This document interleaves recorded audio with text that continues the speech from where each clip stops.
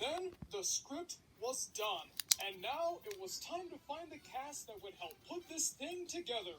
There were many actors in mind when it came to playing Willy Wonka, including, but not limited to, Will Smith, Ben Stiller, Michael Palin, Bill Murray, Steve Martin, Patrick Stewart, Eric Idle, Robin Williams, and Adam Sandler. But in the end, it was their first choice, Johnny Depp, who ended up being cast. I mean, of course it was going to be Johnny Depp, right? It's a Tim Burton movie. What kind of Tim Burton movie doesn't have Johnny Depp in it? Except for these ones, of course. Depp, like Burton, loved the book and hated the 1971 version, and was all set to make this character his own. And this proved to be a fairly difficult task. Wonka is a rather complex character.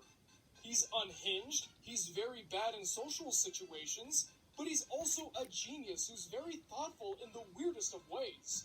A kid who never grew up, but also an adult who's somewhat cynical to the outside world. And Depp wanted this all to be on screen, pretty much all at once. He crafted the style of Willy Wonka as a host from a terrible local children's show who you like at the time, but then later on you think back to and realize, maybe there was something wrong with that guy. The character of Willy Wonka, for me, I started thinking about children's show hosts, you know, those guys who talk, "Hi, good afternoon, everyone. Is everyone happy?" That guy. And started talking like, "Good morning.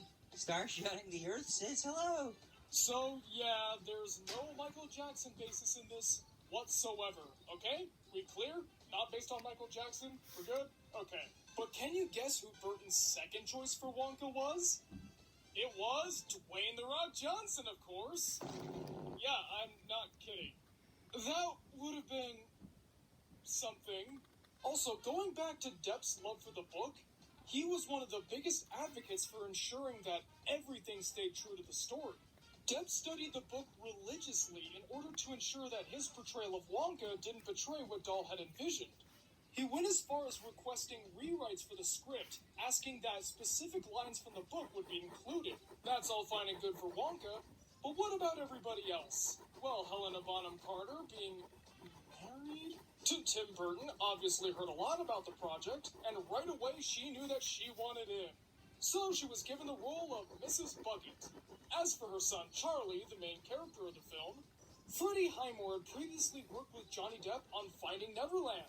The two became close, and Highmore was sad that when the movie wrapped production, he might never see Johnny Depp again. But when he got cast as Charlie, this turned out to be a grand reunion. Charlie and the grand reunion, if you will. Shameless plug. Anna Sophia Robb barged right into the casting room and went right up to Tim Burton saying, "Tim, I'm a people person." And right away Burton knew they found their Violet Beauregard. Philip Wybrots didn't speak English, and he only learned it for this movie. Originally, he auditioned as a joke. But as he would soon find out, the warm energy yet also uptight snootiness that he brought to the character won the casting directors over, and wouldn't you know it, his joking ambition became a reality. Julia Winter auditioned as Veruca Salt, and she captivated the people watching her by coming across as this happy, friendly, outgoing girl who could become nasty with the flip of a switch. She embraced that energy better than everyone else, so she got the role. Similarly, Jordan Fry was the total opposite of his character, Mike TV.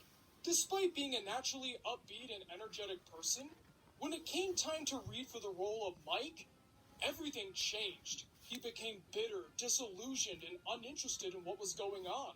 If anybody embraced the hatred that Roald Dahl had for television, it would be Jordan Fry.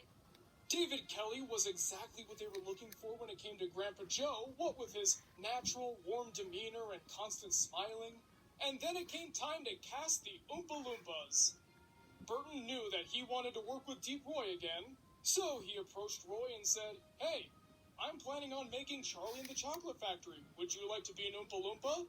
Roy said sure, but what he wasn't told was that he wouldn't be playing one Oompa Loompa, he would be playing approximately 500. As described in the Charlie and the Chocolate Factory book, the Oompa Loompas were African pygmies that were about the size of a child's doll. Each one looked the same as the rest. So Burton interpreted this as, they should all be played by the same person. Out of everybody who worked on this movie, Deep Roy had it the hardest. He never had a moment to rest. He had to learn how to dance, he had to learn how to sing, play instruments, climb mountains, cut hair. While Roy would rehearse with a team of choreographers so he would see how things would look when it's all synced up, when he was on set, it was just him. How they would do it was film Roy in one position doing one thing, film Roy in another position doing another thing, and rinse and repeat over and over and over again, and bam, you've got one scene. On to the next. The studio kept pushing for the crew to develop CG Oompa Loompas instead of having Deep Roy do everything, but they didn't go for it. They wanted everything to be as real as possible. CG wasn't able to develop the textures and realism that they wanted for the scale of this production. If the audience was going to feel like they were transported into another world, everything possible had to be real. CG was only a last resort. And sure enough, the crew got their way. Burton did much of the concept designs himself, and when things were put together, he was not disappointed. Neither was Lissy. She said that all these sets would have been exactly what Dahl wanted. It really was as if the book had come to life. And they were very resourceful when it came to building the sets as well. The inventing room was made of aeronautic scrap metal, and half the things in the chocolate room were legitimately edible.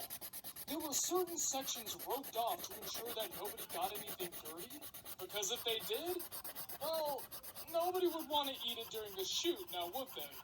When people entered the edible parts of the room, they had to wear special boots in order to keep everything scarily clean, both in terms of making sure that the food was edible and that it still looked presentable. The chocolate in this room was, for the most part, real chocolate, and in order to ensure that they had a real chocolate waterfall, 50,000 gallons of chocolate were made, and boy, did it look tempting to eat, but not to go in. Philip Weingartz wasn't very excited to do the Augustus Gloop falls into the chocolate river and gets sucked up into the pipe scene. You know, the main scene for his character. This was in large part because going into chocolate was very different than going into water. It was thick, it got stuck everywhere, and I'm sure it was rough, coarse, and irritating, But he still did it with a good attitude and ended up having fun. The look of the factory was described to be something along the lines of the industrial version of Edward Scissorhands. It was his intention that the factory would be designed as if it was its own character. Much like Wonka himself, his factory would be bright, colorful, and approachable. But when you look at it for too long, you start to realize that there's a dark, sinister edge. Something otherworldly, but not the otherworldly that you were originally hoping for. This was in contrast to the outside world, which was either bleak and uninviting, or was sterile and boring. But then when you'd go into the factory, it would be like in The Wizard of Oz, where everything started off in black and white, and then became a world full of color. For the most part, everything went on without a hitch. There were only 2 recorded issues that happened on set. The first was that the practical effects that they were going to use for Violet transforming into a blueberry didn't look the best. So, much to everybody's chagrin, they decided to take the studio's recommendation and use CG. But in the end, this turned out to be the right decision. This way, they were able to make her larger than life. The only other noteworthy issue is that on the day when they were filming the introduction scene with Willy Wonka, you know, the famous Willy Wonka, Everybody Give a Cheers song, there were constant clouds coming in to block the sunlight. And just when they thought they were clear of the clouds, it started to rain. Burton was infuriated and stormed off, swearing and getting mad at everybody who looked at him funny. And this was because, just as he promised, Burton was dedicated to making this one of his best movies ever. He would always tell extras, no, don't walk like this, walk like this. This is how real pedestrians walk. Or in times where they were in the bucket house, which was also modeled after Roald Dahl's writing shack. No, act more like this. This is how poor people are supposed to be. You may say he was micromanaging, but everybody had fun, so why complain? Everyone was getting along and becoming friends, making in-jokes, and even if they were getting tired sometimes with some of the physically demanding scenes, they always had a smile on their faces. This was mostly the same for the crew as well. The only exceptions might be the squirrel trainers, because next to Deep Roy, their jobs were the hardest. Squirrels are not easy animals to train. They get distracted, they misbehave, and they're very distrusting to strangers. The training took months, but eventually